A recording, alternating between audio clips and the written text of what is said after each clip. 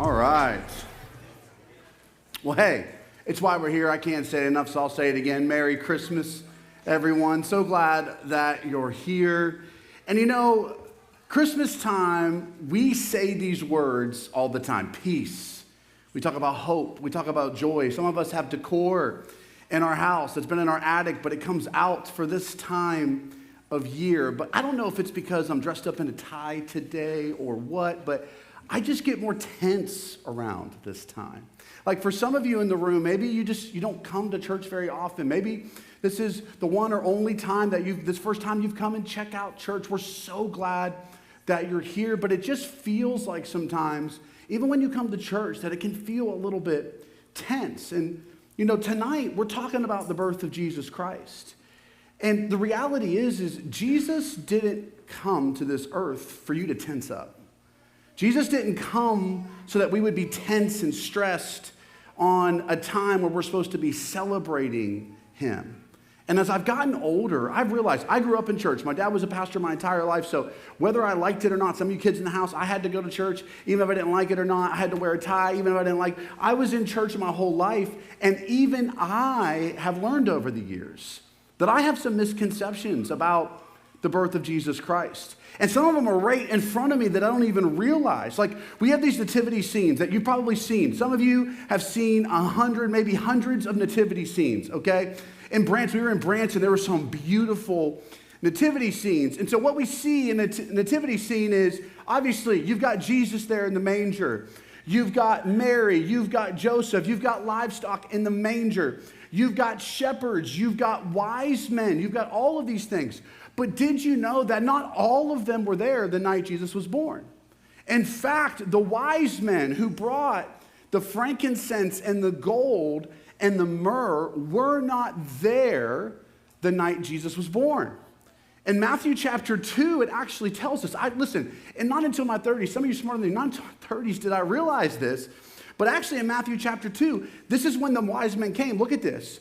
They entered the house, not the manger at the inn, but they entered the house, and then here's also another key term. They saw the child with his mother Mary. Not the baby, not the infant, not the newborn. Very specific here. If it was still a baby or a newborn or infant, it would say that. But no, the child with his mother, and they bowed down to worship him. And then they opened up the treasure chest and gave him gifts of gold and frankincense and myrrh. Now, for all you parents in the house, it is one thing to come visit a newborn. It's another thing to come visit a toddler. It's a whole different ball. Like, I've got a son. His government name is John Mark, but we call him Bubba. For those of you who don't know, my dad refers to Bubba in jokes. I refer to Bubba as my son. I think there's something to that. Okay, but anyways, that's funny how the generations have been passed down. But Bubba, when Bubba was born, he was just swaddled, and he was so nice and still. And he didn't move, and if you could hold him. Now, I would pay somebody my bottom dollar to be able to hold my son without him moving. Right now, he's trying to get out of my dad's lap. Right here, as we're talking. And so I can't imagine, okay, Jeff Bezos, Elon Musk, and Bill Gates, they show up to my house. First of all, if it's like a Saturday and we're off, God knows what's happening in the moment. And if they show up at my house, I would not be excited. I would instantly feel judged. Because here's my assumption. I'm the one that is typically judged, just to be real with you. I'm typically judging people, especially, listen, for those of us before we were parents, before I was a parent, I used to judge parents all the time, man. Me and my wife, we would sit in a restaurant and eat before we had kids. And we were like, oh, my kid will never do that. And I will never, oh, how dare, a Happy Meal, how dare. Y'all, I can't even tell you how many Happy Meals my kids have had. Okay, just being honest with you. So I would assume, I don't even know if I would be able to enjoy them coming, them bowing down, giving my son a gift, especially with things going on. Like the other day at our house, I was teaching my son, he's got a T-ball set, and I'm teaching him how to swing. And so I'm standing behind him, and I'm showing, and he hits the ball, and we're clapping every time. And my wife, Brooke, she calls out for me, babe, and I look over, and this brother swings and nails my shin, man. Boom! And I'm like wincing, and no Christ-like words are happening in my mind. in the moment, and I'm wincing, and this dude is just laughing at me. He's just smiling, and he is laughing at me. So if he had a bat in his hand, I said, I don't know if you should bow down. He might knock you out. Who knows what will happen bowing down? And so here's my point is, I don't even know if I would be able to enjoy the moment because I would be so concerned with what they're thinking, what other people are thinking, are people judging? And I just think that sometimes we come to church and we miss out because we're so focused in thinking that people are judging us. We think that when we come to church, it's about judgment. And so then we think about the birth of Jesus Christ as if Jesus came to bring judgment upon us. When the truth is Jesus didn't come to bring judgment on you. Jesus came so that you would have freedom from the judgment you're already dealing with. So when you come to church, listen, and if this is my only shot, I'm coming at you today with the Lord, because if this is my only shot I got at you, I want you to know this, is that Jesus did not create the church to come to be judged. Jesus created the church so that we could be set free from the judgment the world already gives us. This is why the church was designed. This is why God, it's a blessing, and we have a misconception of why God gave us the church to begin with. So hear me. There may be people in the room tonight. I'm sorry, we're all human beings. They may judge you. Let them. The God, the supernatural God that could actually make a difference in your life isn't judging you. He wants to save you. He wants to deliver you. He wants to rescue you. And so the reason why we celebrate the birth of Jesus is because there is supernatural power with it. You know, when we think about the supernatural power of Jesus, of the birth of Jesus Christ, we think about the virgin birth. And listen, we could talk about that for a long time. We're not going to. We could, the virgin birth. But you know what I think is equally as supernatural? Is some dude named Isaiah, 700 years prior, predicts this with accurate detail, exactly what happens when Jesus is born, how he's born, where he's born. And not only does Isaiah get the beginning of Jesus' life predicted accurately, almost perfectly, he also gets the end. How does someone, I just want you to think about this from a natural mindset for a second. How does someone 700 years prior predict with incredible detail the outcome of something without a supernatural greater being involved? How does it even, let's just think about this. Imagine you could predict a football season. Imagine if some of us in the room, man, Fan Kings draft, but we would be acing it, dude. I mean, think about if you could, some of you can actually predict Arkansas Razorback football games with incredible detail. Some of you are amazing.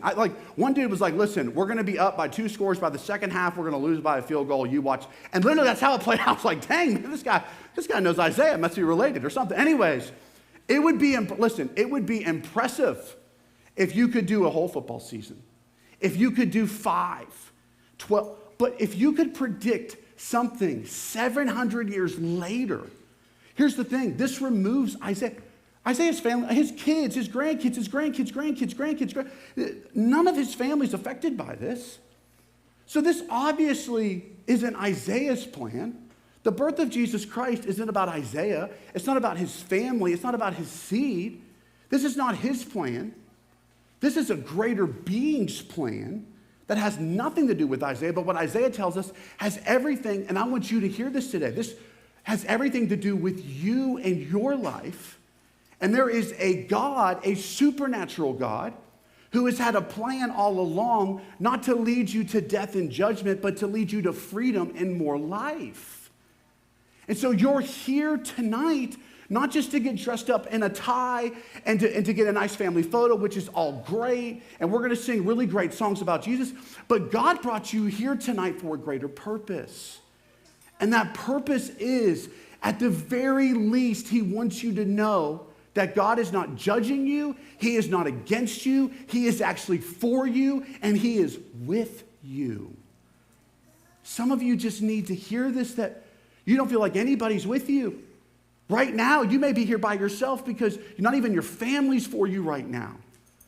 But you know what? It doesn't matter because God wants you to know he is with you. He is for you. The birth of Jesus Christ is literally, look at Isaiah. Look at what he says. Check this out. He says this. I got to find it all the way down in my notes. Where are they? Oh, there we are. In chapter 7, verse 14. Therefore, the Lord himself will give you a sign. The virgin will conceive and give birth to a son, and we'll call him Emmanuel. Okay, if you've been part of our church, we've been in the series, The Names of God. And it's so cool because if you have a need, God has a name. Well, you know what's fascinating about Emmanuel is Emmanuel means God is with us. So hear me. Why do you think I'm getting so passionate? Because this is personal to me. If you don't know me, this is personal to me. Jesus has changed and transformed my life. I wouldn't be a fraction of the person that I am if it wasn't for Jesus and what he's done. My family wouldn't be here. So excuse me if I'm excited. This changed my life, and I want to do everything I can to help God change yours. I want Jesus to change your life in the way that he did mine. And so God wants you to know tonight. Listen, he knows what you've done. He knows the mistakes you've made. For some of you, 2025 has been a bad year. There have been some bad things that have happened to you. There have been some decisions that you have made that have created bad things. God's aware of all of it, and he didn't bring you here to remind you of it. He brought you here to try to set you free from it. He brought you here to let you know God is with you. The birth of Jesus Christ was meant to present God is with and he is for humanity. He is fully aware of the evil in your life. He's actually fully aware of the evil inside of you that nobody else is aware of. And yet he is still for you. And he still loves you. And the problem, at least for me, was that without Jesus, I didn't have guidance in my life. Some of the decisions that I fell into, I literally just fell into them. Like I wasn't trying to be a bad person. I wasn't trying to be evil. But because I didn't have anything guiding me, I didn't have somebody helping me, telling me what to do, giving me words of wisdom and encouragement and knowledge to help me in my life, I fell into some bad things in my life. This is why the Bible refers to us as sheep. And actually, Isaiah refers to Jesus actually becomes a sheep. He becomes a lamb. You know what's amazing about Isaiah? This is what's wild, is he gets the beginning of Jesus' life. He also predicts accurately the end. But here, I want to say something to some of you in the room. If you can't fully understand how Jesus began, then you won't fully understand how he ends. And listen, there's a lot of peace and hope and joy in how he begins, but there's real true salvation in how it ends. And you got to understand how it ends. And look at what Isaiah says here. In Isaiah 53, he says, and this is true. This happens hundreds of years after. Isaiah is long gone. Look at what he says. He was oppressed. Jesus was oppressed. He was afflicted, yet he did not open his mouth. He was led like a lamb to the slaughter. As a sheep before its shears is silent, so he did not open his mouth. This is so powerful. I'm going to get to the sheep part in a second, but this is so powerful because what this is referring to here in detail is Jesus standing before the court and Pilate. And Pilate says to Jesus, who's innocent, who isn't supposed to be standing on trial for anything. He didn't do anything wrong. And he's standing here, and Pilate says, hey, I'll let you go. You just got to open your mouth and make a case for yourself. And Jesus stands there and he says nothing. He could have gotten himself out of it. What could he have gotten himself out of? A ton of pain. Suffering that's unimaginable. Go look at the crucifixion of Jesus, what the Romans did. It was one of the worst ways to die, which is why they invented it, to do it to people who they felt deserved it. So the crucifixion is this horrific design, invention of how to kill somebody, of how someone brutally dies. And Jesus, listen, Jesus was the Word. In the beginning, God says he was the Word, meaning Jesus spoke. He was there, and he spoke everything into existence. So a man with that kind of power, Jesus had the power to speak things into existence. Here he has an opportunity to open his mouth to speak his own freedom, which he well deserves in a moment, and he chooses not to. He stands so quiet, the crowd gets actually angry at Jesus, and they say, hey, take this criminal who is guilty, who is running his mouth like, hey, let me go. And they actually say, hey, let that guy go and kill Jesus. And still Jesus does nothing. Do you know why he stood there and did nothing? Not for him, but for us. This is how he lived out Emmanuel, God is with us.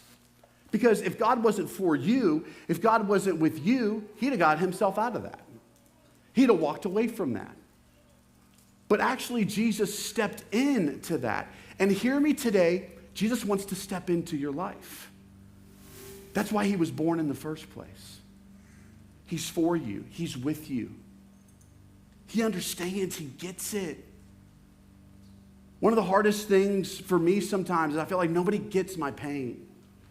Nobody gets it. Nobody gets how this feels, what I'm going through. The reality is Jesus, God does get it.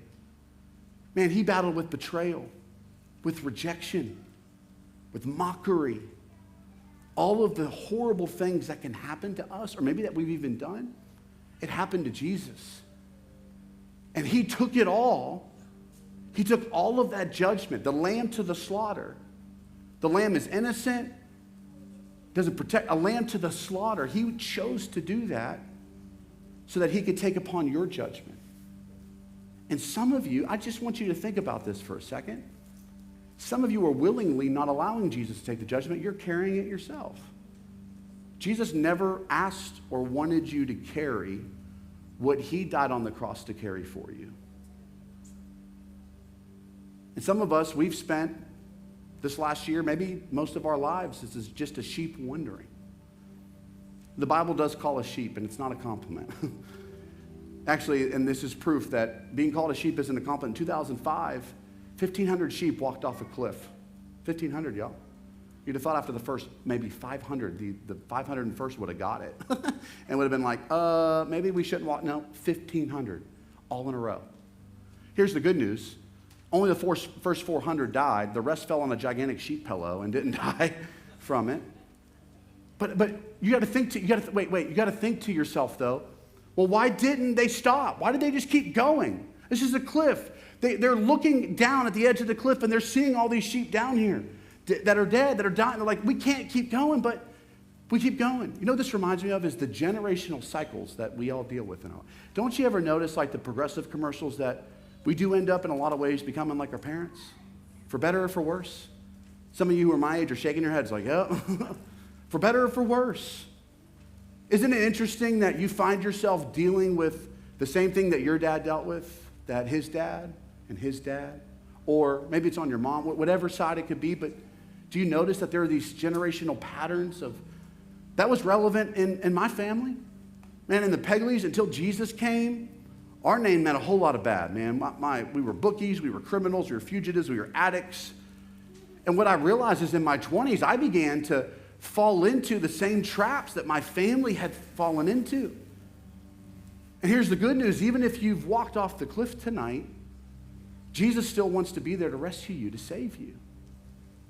So whether you've fallen off the cliff or you're headed that way, all of us in this room, we need a shepherd, y'all.